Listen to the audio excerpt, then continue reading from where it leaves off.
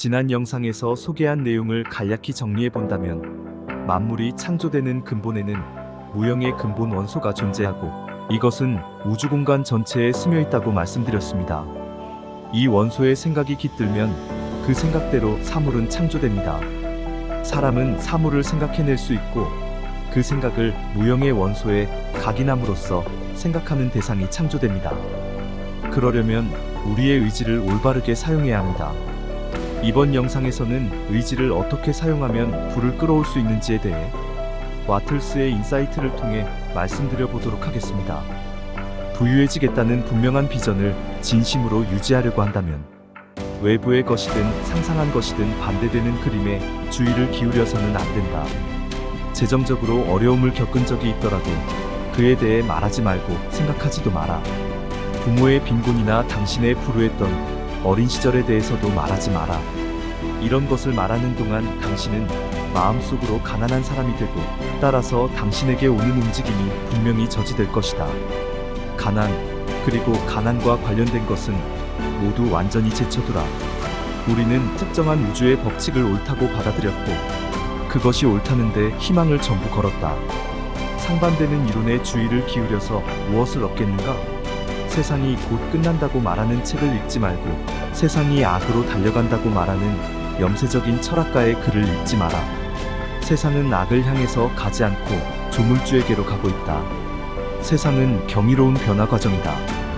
물론 현재 상태에서 좋지 않은 것도 많이 존재한다는 점은 진실이지만 그것들이 지나가고 있고 그것들을 연구해봐야 그것들이 더 오래 머물게 될 뿐이라면 연구한다고 무슨 득이 되겠는가? 왜 진화와 성장 과정에 따라 사라지는 것들에 시간과 관심을 낭비하는가?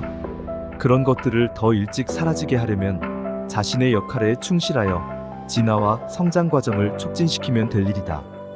특정 국가나 지역이나 장소에서 일어나는 상황이 아무리 끔찍하게 보이더라도 그것들을 생각하면 시간을 낭비하고 가능성을 망칠 뿐이다. 당신은 세상이 부유해지는데 관심을 기울여야 한다. 세상이 벗어나려 하는 가난을 생각하지 말고 세상이 다가가고 있는 부를 생각하라. 세상이 부유해지도록 돕는 유일한 길은 경쟁이 아니라 창조로 부자가 되는 것이라는 점을 명심하라. 오로지 부에만 관심을 쏟으라. 가난에 신경 쓰지 마라. 가난한 사람에 대해 생각하거나 말할 때마다 그들이 부자가 되어간다고 생각하고 딱하게 여길 사람이 아니라 축하해줄 사람이라고 여기며 말하라. 그러면 그들도 영감을 얻어서 가난에서 벗어날 길을 찾기 시작할 것이다. 내가 당신에게 생각과 시간과 마음을 오직 부유함에만 쏟으라고 했다고 해서 인색해지거나 야비해지라는 뜻은 아니다. 진정한 부는 다른 모든 것을 포용함으로 삶에서 이룰 수 있는 가장 고귀한 목표이다. 경쟁의 세계에서는 부자가 되려는 몸부림이 다른 사람을 짓밟고 올라서려는 사악한 쟁탈전이겠지만 창조의 차원으로 올라서면 모든 것이 바뀐다. 위대함과 봉사와 고매한 노력으로 달성할 수 있는 것들도 모두 부자가 됨으로써 온다. 물질을 사용해야 이 모든 것을 해낼 수 있기 때문이다. 몸이 건강하지 않다면 건강해지는데 경제적인 부가 필요하다는 점을 알게 될 것이다. 경제적인 걱정에서 자유로워 마음 편히 건강에 좋은 생활을 따를 방법이 있는 사람만 건강을 되찾고 유지할 수 있을 것이다. 도덕적, 영적 고매함은 생존 경쟁이 불필요한 사람들에게나 가능한 일이다. 창조의 차원에서 부자가 되는 사람만이 경쟁이 정신에 끼치는 부정적인 영향에서 자유롭다. 가정의 행복을 중시하는 사람이라면 교양 있고 사고방식이 고상하며 사람을 타락시키는 영향이 없는 환경에서 사랑이 가장 잘 자란다는 점을 잊지 마라. 이런 특징은 갈등이나 경쟁이 없이 창조적인 생각으로 불을 일구었을 때만 얻을 수 있다.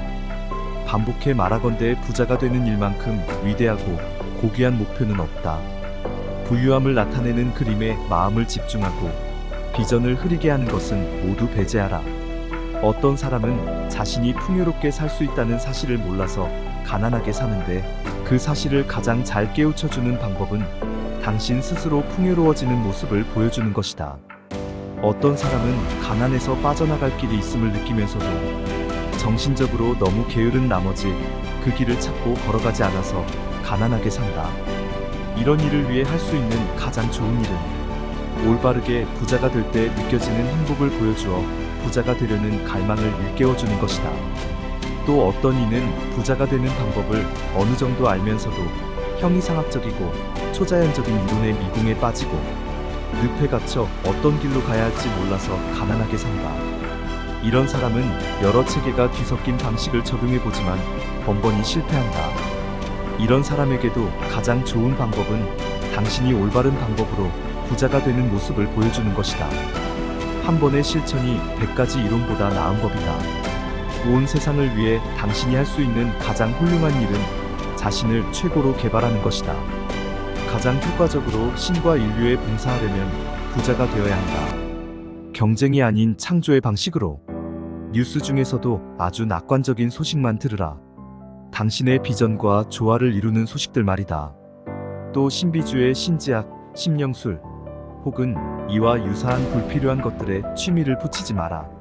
죽은 자들이 실제로 살아서 우리 가까이에 있을지도 모르는 일이지만 그렇다고 해도 그냥 내버려두라. 자기 일에만 신경 쓰라. 죽은 자의 혼이 어디에 있든 그들에게는 그들의 일이 있고 우리는 개입할 권리가 없다. 우리는 그들을 도울 수 없고 설령 그들이 우리를 도울 수 있다 해도 그들의 시간을 빼앗을 권리가 우리에게 있는지도 매우 의심스럽다. 죽은 자는 그들 세계에 있도록 내버려두고 자신의 문제를 해결하라. 부자가 되라.